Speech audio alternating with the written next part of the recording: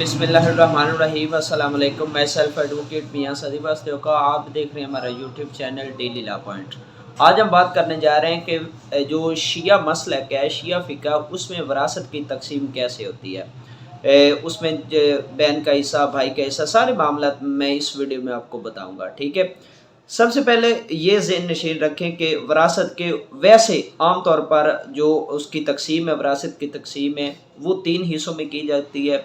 यानी कि 3 तरह से की जाती है। उसके 3 मुकातब हैं या 3 स्टेप्स हैं या 3 चीज़ें हैं। पहला दर्जा है ज़वीउल फ़ुरूज़ का, जिसमें जिनके हिस्से मुकर्रर होते हैं, ठीक है। जिसमें आपके औलाद आती है, बीवी आती है, ठीक है। अगर बीवी है तो उसका शौहर आएगा, ठीक है। और उसके बाद होते हैं असबात। असबात कहते हैं करीबी रिश्तेदारों को।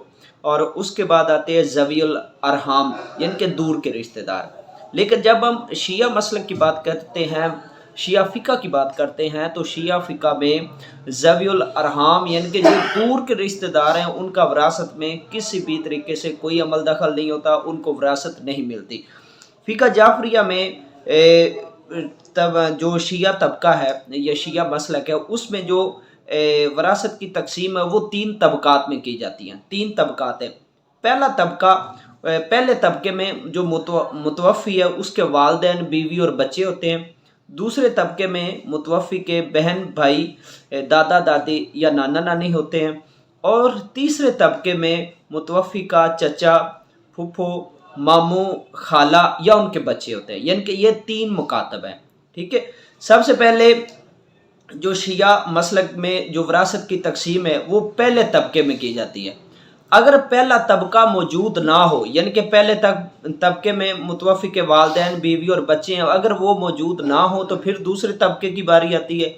अगर दूसरा तबका भी मौजूद ना हो तो फिर तीसरे तबके की बारी आती है, ठीक है। यानी कि इस मुकातब के ज़रिए जो शिया मसलक है, जो शिया फ़िक़्ह है, इसकी जो है वो विरासत इसमें तकसीम की जाती है। मिसाल के तौर पर एक मिसाल आपको देता हूँ कि मुतवफ़्फ़ी के वर्सा में से अगर सिर्फ एक बेटी और एक भाई हो तो फिर विरासत कैसे तकसीम होगी, ठीक है। अब जो एक बेटी है वो पहले तबके से है, ठीक है, और जो भाई है वो दूसरे तबके से है। तो अब पहले तबके की मौजूदगी में दूसरे तबके को विरासत नहीं मिलेगी, यानी कि वो सारा का सारा हिस्सा जो है वो बेटी को मिलेगा और भाई को कुछ भी नहीं मिलेगा। बेटी को पूरी विरासत मिलेगी, ठीक है।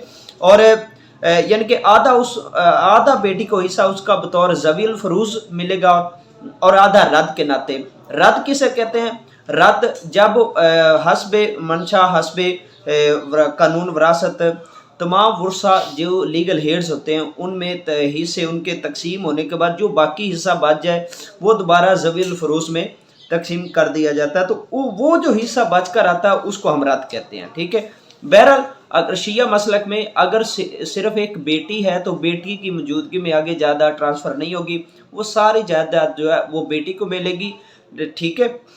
अब आगे चलते हैं। ज़वीउल फ़ुरूज़ की तकरीबन 9 किस्में हैं, जिनमें 6 औरतें हैं बताई गई हैं। बीवी, माँ, बेटी, बहन, पिदरी बहन, माहदरी बहन, इन सब के जो हिस्से हैं वो शिया और सुन्नी फ़िक़्ह में बिल्कुल बराबर है, यानी कि यहाँ पर तज़ाद नहीं है। आमतौर पर बीवी की अगर औलाद है तो उसे 1/8 हिस्सा मिलेगा, अगर नहीं है तो उसको 1/4 हिस्सा मिलेगा।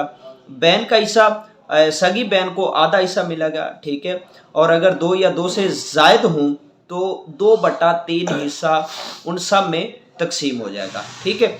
और अगर 2 सगी बहनें और 1 भाई हो तो फिर क्या होगा? तो बहन और भाई का हिस्सा बराबर होगा।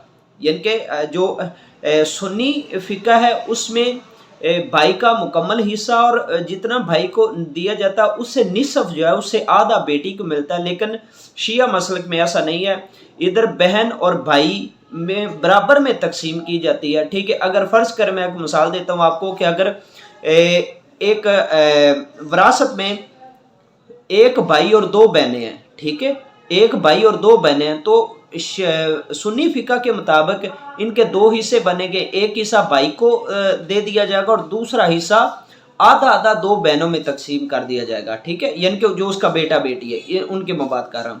लेकिन जब हम शिया मसलक की बात करते हैं तो शिया मसलक ये कहता है कि वो 3 है تو تینوں میں برابر جو وراثت ہے وہ تقسیم کی جائے گی، ٹھیک ہے۔ اس کے بعد مادری بہن جو ہے اس کو 1/6 حصہ ملے گا، لیکن وہ تب ملے گا جب اس کے حقیقی بیٹے یا بیٹیاں وغیرہ موجود نہیں ہیں، تو تب ملے گا، اس کے علاوہ نہیں ملے گا۔ تو یہاں پر جو شیعہ فقہ ہے اور سنی فقہ ہے، ان دونوں میں مماثلت ہے، ٹھیک ہے۔ مزید ویڈیوز کے لیے چینل کو سبسکرائب کریں، دیکھتے رہیے، میری سپورٹ کریں، ہیلپ کریں۔ انشاءاللہ کسی دیگر ٹاپک پر آپ کے ساتھ ملاقات ہوگی، تب تک کے لیے اللہ حافظ۔